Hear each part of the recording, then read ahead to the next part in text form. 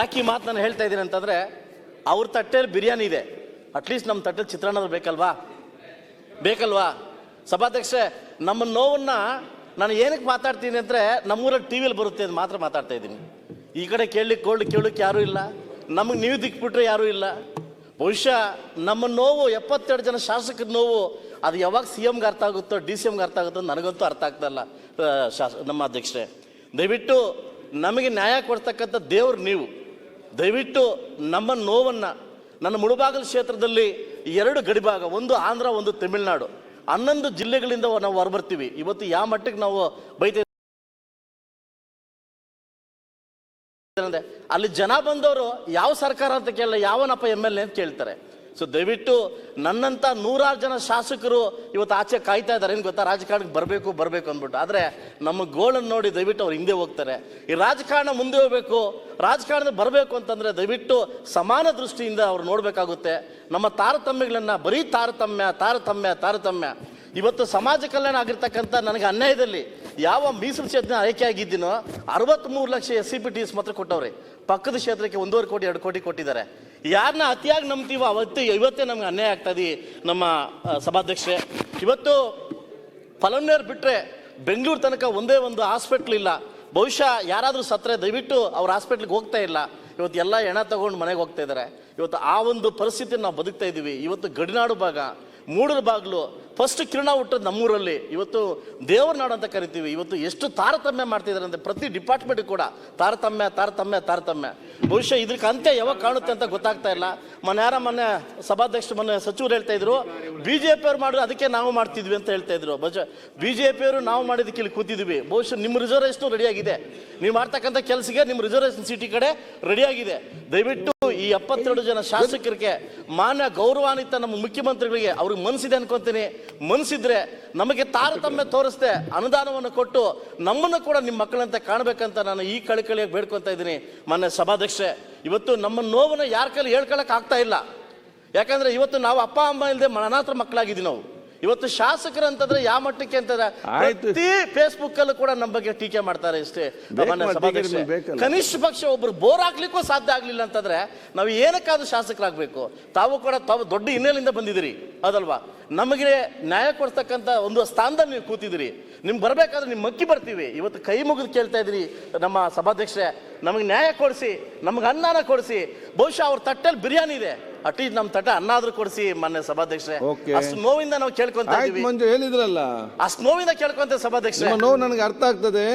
ಮುಖ್ಯಮಂತ್ರಿ ಸರ್ಕಾರ ನಾವು ಹೇಳ್ತೇವೆ, ಬರೀ ನಮ್ಮ ನೋವುಗಳು ನೋಡಿ ಬರೀ ಉತ್ತರದಲ್ಲೇ ಕಾಣಿಸ್ತಾ ಇದೆ, ಕಾರ್ಯರೂಪಕ್ಕೆ ಬರ್ತಾ ಇಲ್ಲ. ಸಭಾಧ್ಯಕ್ಷರೇ, ಇವತ್ತು ಲೋಕೋಪಯೋಗಿ ಇಲಾಖೆಯಿಂದ ಹಿಡಿದು ಸಮಾಜ ಕಲ್ಯಾಣ ಇಲಾಖೆಯಿಂದ ಪ್ರತಿ ಇಲಾಖೆ ಕಡೆಯಿಂದ ಲಕ್ಷ ಅಂತಂದ್ರೆ ಯಾವ ರೀತಿ ಸಾಧ್ಯ ಆಗುತ್ತೆ ಸಭಾಧ್ಯಕ್ಷರೇ? ಯಾವ ಕನಸನ್ನು ಇಟ್ಕೊಂಡು ಅರ್ಥ ಆಗ್ತದೆ. ಪರಿಸ್ಥಿತಿ ಈ ಸರ್ಕಾರ ಬರಲಿ ಅಂತ ನಾನು ಕೈ ಮುಗಿದು ಕೇಳ್ಕೊತಾ ಇದ್ದೀನಿ. ಬಾವಿಪಳ್ಳಿ ಮೈನ್ ರೋಡಲ್ಲಿ ಬರುತ್ತೆ, ಆ ಕೆರೆನೂ ಕೂಡ ಎನ್ಕ್ರೋಚ್ಮೆಂಟ್ ಮಾಡಿ ಅದನ್ನ ಸುಪ್ರೀಂ ಕೋರ್ಟಲ್ಲಿ ಕೇಸ್ ಹಾಕೊಂಡಿದ್ದಾರೆ ಅಧ್ಯಕ್ಷರೇ. ಕೆರೆಗಳು ಉಳಿಬೇಕಲ್ಲ ಅಧ್ಯಕ್ಷರೇ ಬೆಂಗಳೂರಲ್ಲಿ, ಇಲ್ಲಾಂದ್ರೆ ಜೀವನ ಹೆಂಗ್ ಮಾಡೋದು? ಈ ಕೆರೆಗಳೇ ಉಳಿದಿಲ್ಲ. ಯಾವ ಹೊಸ ಕೆರೆ ಅಂತೂ ನಾವೇನು ದುಡ್ಡು ಕೊಟ್ಬಿಟ್ಟು ಯಾವುದಾದ್ರೂ ಒಂದು ಜಾಗ ತಗೊಂಡು ಹೊಸ ಕೆರೆನೂ ಮಾಡೋಕ್ಕಾಗಲ್ಲ. ಅಟ್ಲೀಸ್ಟ್ ಇರೋ ಅಂಥ ಕೆರೆಗಳನ್ನಾದ್ರೂ ಉಳಿಸ್ಕೊಬೇಕು ಅಲ್ಲ ಅಧ್ಯಕ್ಷರೇ? ಅದಾದ ನಂತರ ಅಧ್ಯಕ್ಷರೇ, ಅವ್ರಿಗೂ ಕೂಡ ನಾವು ನಮ್ಮ ಇಂಧನ ಸಚಿವರಿಗೂ ಕೂಡ ಗಮನಕ್ಕೆ ತಂದಿದ್ವಿ. ಈ 30-40-40-60 ತುಂಬಾ ಸಮಸ್ಯೆ ಆಗಿದೆ. ಅದನ್ನ ಮಾಡ್ತೀವಿ ಅಂತ ಹೇಳಿದ್ರೆ ಅದಕ್ಕೆ ನಾನು ಸರ್ಕಾರಕ್ಕೆ ಧನ್ಯವಾದನ ಹೇಳ್ತೇನೆ. ಅದು ತಂದ್ರೆ ನಿಜವಾಗ್ಲೂ ತುಂಬಾ ಜನಕ್ಕೆ ಉಪಯೋಗ ಆಗ್ತದೆ.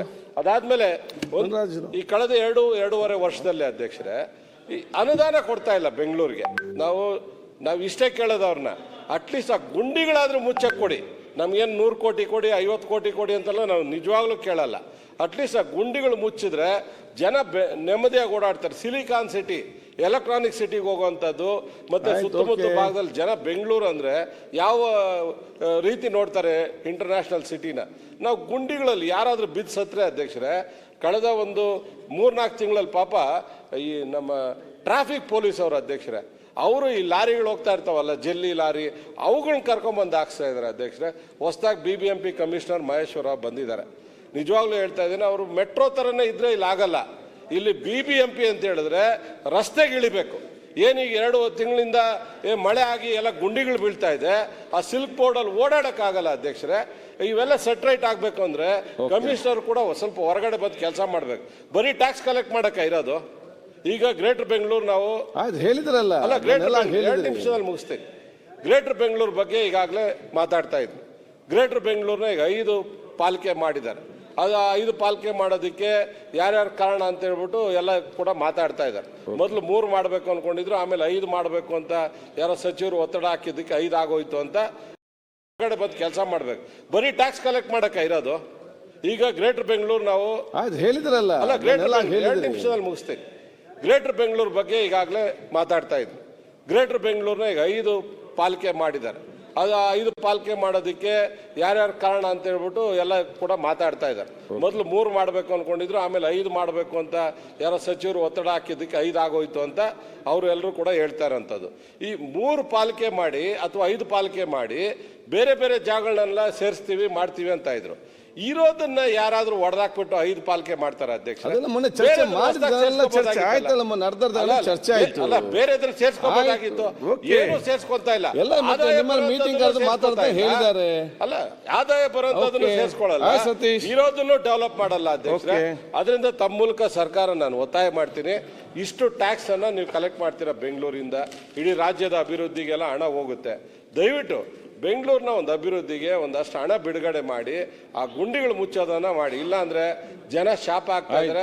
ಅದರಲ್ಲಿ ಗುಂಡಿಗಳಲ್ಲಿ ಬಿದ್ದು ಸತ್ರೆ ನಮ್ಮೆಲ್ಲರೂ ಫೋಟೋ ಹಾಕ್ತಾರೆ. ಇನ್ನೊಂದೇ ಒಂದು ಅಧ್ಯಕ್ಷರೇ, ಹೋಮ್ ಮಿನಿಸ್ಟರ್ ಬಂದಿದ್ದಾರೆ. ನಾವು ಸರ್ ತಮಗೆ ಗೊತ್ತಿದೆ, ಬೆಂಗಳೂರಲ್ಲಿ ಬೇರೆ ಬೇರೆ ರಾಜ್ಯಗಳಿಂದ ಅನೇಕರು ಬಂದು ಕೆಲಸ ಮಾಡ್ತಾರೆ ಸರ್. ಅವ್ರಿಗೆ ಏನಾಗಿದೆ, ಬೇರೆ ಸ್ಟೇಟ್ಸ್ ಇಂದ ಬರೋಂಥವ್ರಿಗೆ ಇಲ್ಲಿನ ಪೊಲೀಸ್ ಬಗ್ಗೆ, ಇಲ್ಲಿನ ಜನಗಳ ಬಗ್ಗೆ ಅವ್ರಿಗೆ ಯಾವ ರೀತಿ ನಡ್ಕೊಬೇಕು ಅಂತಾನು ಗೊತ್ತಿಲ್ಲ ಸರ್. ಯಾಕಂದ್ರೆ ನಾವು ಬೆಂಗಳೂರು ಜನ ಅಂದ್ರೆ ಸ್ವಲ್ಪ ಗೌರವಿತವಾಗಿ ಹಳ್ಳಿಗಳಲ್ಲಿರೋಂಥವ್ರು ಸರ್. ನಾವು ಪೊಲೀಸ್ ಅಂದ್ರೆ ಭಯ ಪಡ್ತೀವಿ, ಅವ್ರಿಗೆ ಯಾರಿಗೂ ಲೆಕ್ಕನೇ ಇಲ್ಲ ಅಧ್ಯಕ್ಷರೇ. ಮೊನ್ನೆ ಒಂದು ಹುಡುಗನ್ನ ಕಿಡ್ನಾಪ್ ಮಾಡಿ ಅದನ್ನ ಸುಟ್ಟಾಕಿ ಸಾಯಿಸಿರೋದು ತಮ್ಮ ಗಮನಕ್ಕೆ ಬಂದು ನಾವು ಗಮನ ಸೆಳೆಯೋದ್ರಲ್ಲಿ ತಂದಿದ್ದೀವಿ. ಮತ್ತು ಸ್ವಿಗ್ಗಿಯಲ್ಲಿ, ಝೊಮ್ಯಾಟೋದಲ್ಲಿ ಮತ್ತು ಬೇರೆ ಬೇರೆ ಆ್ಯಪ್ಗಳ ಮೂಲಕ ಜನಗಳನ್ನ ಹತ್ರ ಹೋಗಿ ತಲುಪ್ತಾರೆ. ಅವರು ಆ ತಲುಪುವಂಥ ಯಾರಿದ್ದಾರೆ, ಅವ್ರು ಕೆಲಸ ಮಾಡ್ತಾರಲ್ಲ, ಅವ್ರಿಗೆ ಪೊಲೀಸ್ ವೆರಿಫಿಕೇಶನ್ ಆಗಬೇಕು ಸರ್. ತಮ್ಮನ್ನು ನಾನು ವಿನಂತಿ ಮಾಡ್ಕೋತೀನಿ, ಪೊಲೀಸ್ ವೆರಿಫಿಕೇಶನ್ ಆಗಲಿಲ್ಲ ಅಂದರೆ ಇವ್ರು ಏನೇ ಬೇಕಂದ್ರೆ ಮಾಡಿಬಿಟ್ಟು ಯಾವುದೋ ಸ್ಟೇಟ್ಗೆ ಹೋಗ್ಬಿಟ್ಟು ಅಡ್ಕೊಂಡ್ಬಿಡ್ತಾರೆ. ಇಲ್ಲ ಬಾಂಗ್ಲಾದೇಶದಿಂದ ಬಂದಿದ್ದಾರೋ ಅಥವಾ ಬೇರೆ ಬೇರೆ ಸ್ಟೇಟ್ಗಳಿಂದ ಬಂದಿರೋ ಗೊತ್ತಿಲ್ಲ ಸರ್. ಅವರೆಲ್ಲ ಒನ್ ವೇ ಅಲ್ಲೇ ಓಡಾಡೋದು, ಎಲೆಕ್ಟ್ರಿಕ್ ವೆಹಿಕಲ್ಗಳು ತೊಗೊಂಡು. ಸ್ವಿಗ್ಗಿ, ಝೊಮ್ಯಾಟೊ, ಬ್ಲಿಂಕಿಟ್ಟು ಇವರೆಲ್ಲ ಇದಾರಲ್ಲ, ಜನಗಳು ಪಾಪ ಲೇಡೀಸ್ ಇದ್ರೆ ಅವ್ರ ಮನೆಗೆ ಹೋಗಿ 10 ಗಂಟೆ 12 ಗಂಟೆಯಲ್ಲಿ ಊಟ ಕೊಡ್ತಾರೆ, ತರಕಾರಿಗಳು ಕೊಡ್ತಾರೆ. ಒಳ್ಳೇದು ಮಾಡ್ಬೋದು, ಕೆಟ್ಟದ್ದು ಮಾಡ್ಬೋದು. ನಾನು ಎಲ್ಲರೂ ಮಾಡ್ತಾರೆ ಅಂತ ಹೇಳ್ತಾ ಇಲ್ಲ. ಬೇರೆ ಬೇರೆ ರಾಜ್ಯಗಳಿಂದ ಬಂದಿರೋ ಹೆಣ್ಮಕ್ಳನ್ನು ನೋಡಿದಾಗ ಆ ರೀತಿ ಬೇರೆ ಬೇರೆ ಅನೇಕ ಪ್ರಕರಣಗಳಾಗಿರೋಂಥ ಇದಾವೆ. ಅದಕ್ಕೆ ಅವ್ರು ಯಾರು ಈ ಆ್ಯಪ್ಗಳಲ್ಲಿ ಕೆಲಸ ಮಾಡ್ತಾರೆ ಸರ್, ಈ ಡ್ರೈವ್ ಆ್ಯಪ್ ಇರ್ಬೋದು, ಬೇರೆ ಬೇರೆ ಆ್ಯಪ್ಗಳಲ್ಲಿ ಕೆಲಸ ಮಾಡೋಂಥವ್ರು ಪೊಲೀಸ್ ವೆರಿಫಿಕೇಶನ್ ಆಗಲಿ ಸರ್ ಅವ್ರ ಮೇಲೆ. ಇಲ್ಲ ಅಂದ್ರೆ ನಿಜವಾಗ್ಲೂ ಸರ್ ನಾವು ಎಲ್ಲ ಅದೇ 10 ನಿಮಿಷ ನಿಮ್ಗೆ ಏನಾಗಿದೆ, ಈ ರೀತಿ ಕೆಲಸ ಮಾಡೋರು ವೆರಿಫಿಕೇಶನ್ ಮಾಡ್ಬೇಕು ಅಷ್ಟೇ. ನೀನು ಜಾಸ್ತಿ ಎಳೆಯೋದಿಲ್ಲ ಸರ್. ಈಗ ಇಲ್ಲಿರೋರು ಎದುರ್ತೀವಿ ಸರ್ ನಾವು, ಪೊಲೀಸ್ಗಾಗ್ಲಿ ಬೇರೆ ಅವ್ನಿಗೆ ಹೆದರಿಕೆನೇ ಇಲ್ಲ ಸರ್. ನಿಮ್ಗೆ ಆ ಕಡೆ ನಾರ್ತ್ ಇಂಡಿಯಾ ಕಡೆಯಿಂದ ಬರೋವನಿಗೆ ಆ ರೀತಿ ಕೆಟ್ಟ ವರ್ತನೆಗಳನ್ನೆಲ್ಲ ಮಾಡ್ತಾರೆ ಅಧ್ಯಕ್ಷರೇ.